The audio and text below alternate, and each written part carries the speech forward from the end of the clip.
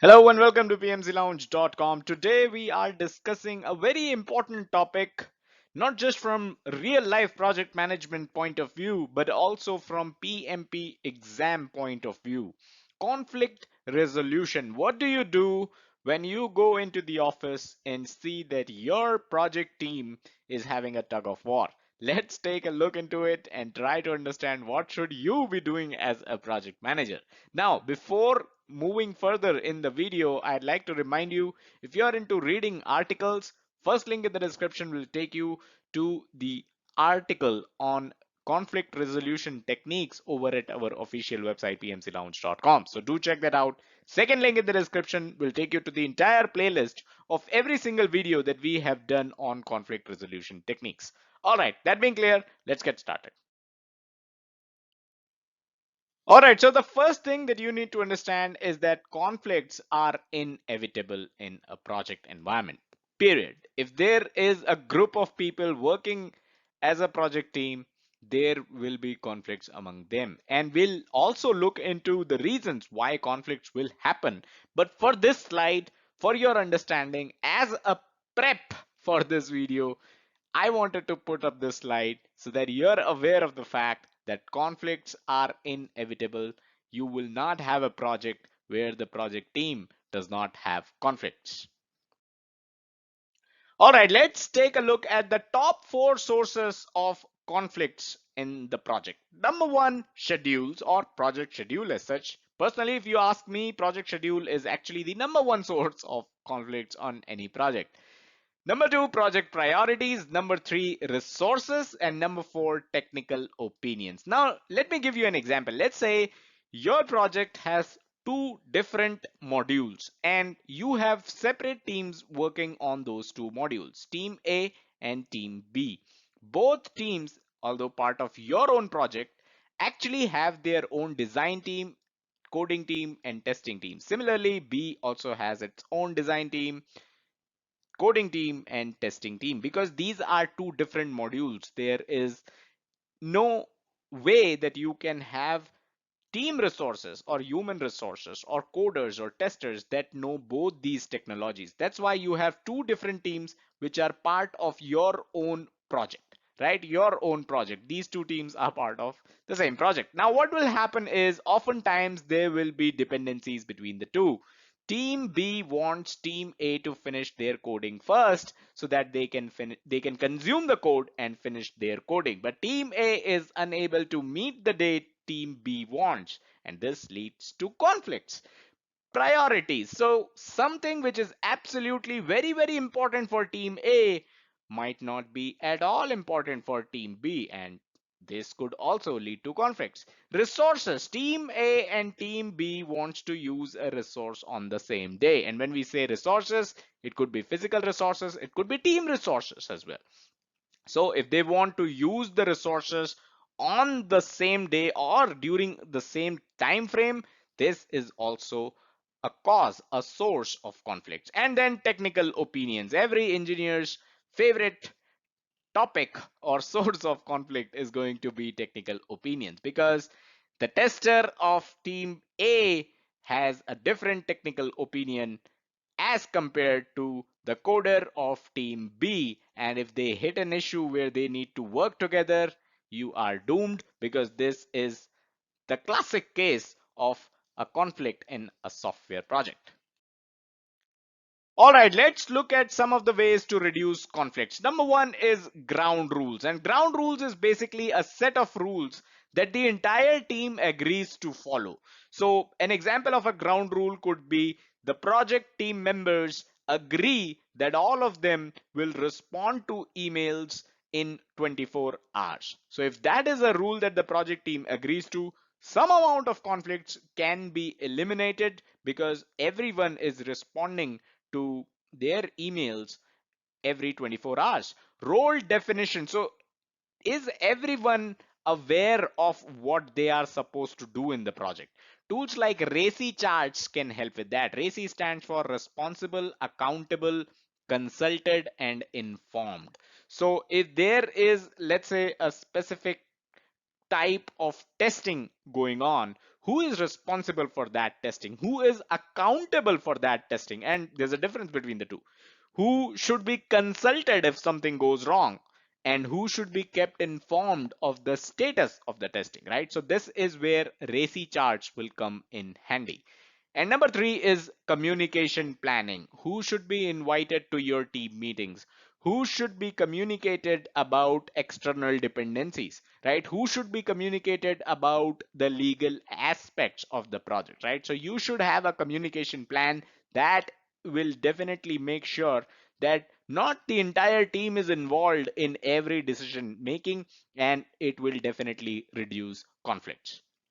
As a project manager, if you're successful in conflict management, it results in greater productivity and positive working relationships. This is quite obvious, right? If you're giving an environment where you are successful in managing conflicts, then obviously the team's productivity is going to increase, and the relationships that the team members have amongst each other is also going to get positive. Now, in fact, you can take it up a notch and drive this difference of opinion of the team towards increased creativity and better decision making. Now, obviously, conflicts, one of the sources of conflicts was technical opinions, and these difference of opinions, right, can you use those differences to drive creativity in the project, to have better decision making in the project, right? If you can do that, you are basically taking a step above the previous point that we talked, right? This was the previous step, and you are taking a step above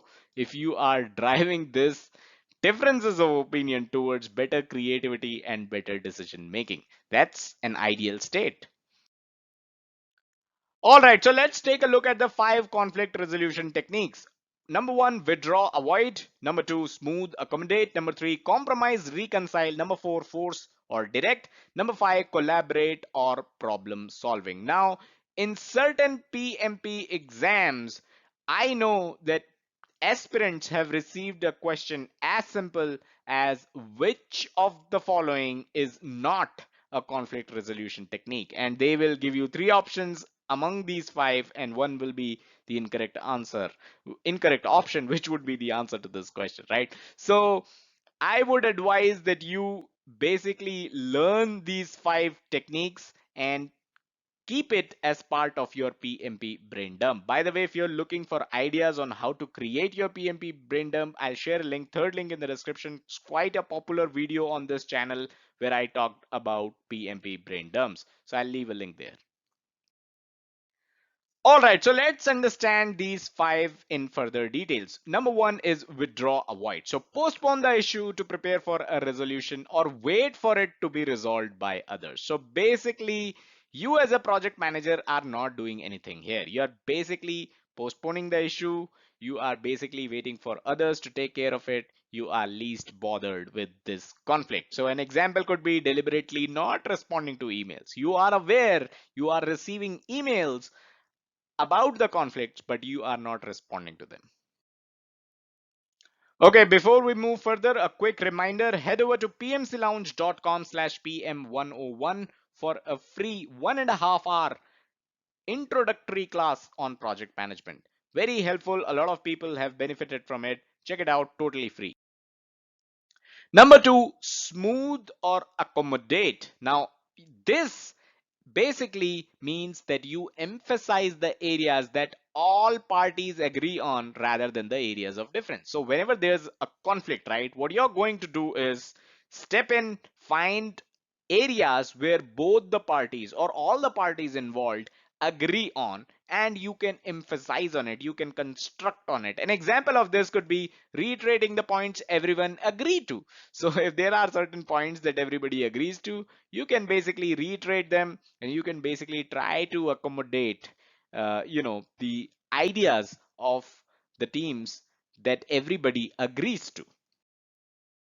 Number 3 is compromise or reconcile. So exploring options that would bring some degree of satisfaction to all parties involved. So keeping everyone happy basically. If it resolved the conflicts, temporarily or partially. So even if you know that this is going to resolve the conflict only partially or only temporarily, you are still doing this. You are still aiming for a compromise here. So the example is agree to one suggestion of all the parties. So let's say there are three parties in a conflict. You agree to one suggestion of each party, and obviously this is going to result in a lose-lose situation because nobody is going to be happy.